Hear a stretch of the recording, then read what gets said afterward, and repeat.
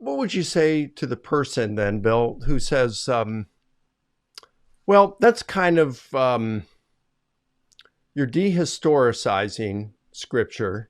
And in fact, Hmm. it seems like you're rejecting the possibility of the miraculous. Couldn't God have created man from dirt and Eve from a rib? I mean, why does, if you believe he rose from the dead, you believe he created the universe, what's Right. so fantastic then about the other stuff that we're talking about here?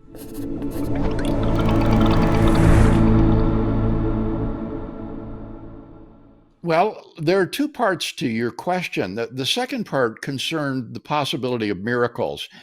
And in exploring the first 11 chapters of Genesis, I take a strong stand for supernaturalism and the possibility of miracles. And precisely for that reason, I am unwilling to dismiss the story in Genesis 11 about the sons of God mating with human women and siring children. It seems to me that this sort of activity on the part of supernatural beings is perfectly possible. But when it comes to many, many of the other features of the narratives, it's not a matter of miracles, but it's a matter of elements which even the Genesis author, I think, would have found fantastic. For example, fruit that, when eaten, would magically confer immortality or the knowledge of good and evil against God's will. It's not as though God would do a miracle to bring this about on the occasion of eating the fruit, because he didn't want Adam and Eve to gain immortality once they had fallen.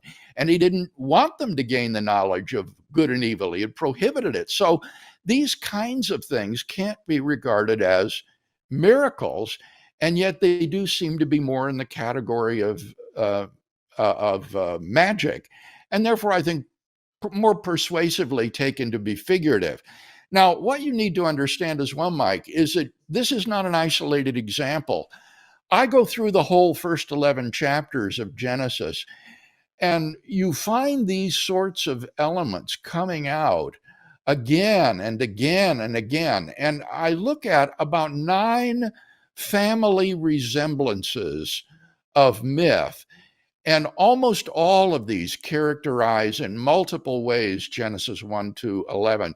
So just as Richard Burridge was able to classify the Gospels as akin to ancient biography on the basis of certain family resemblances between the Gospels and ancient biography, so I think a very plausible case can be made on the basis of these family resemblances that Genesis 1 to 11 have mythic elements in it.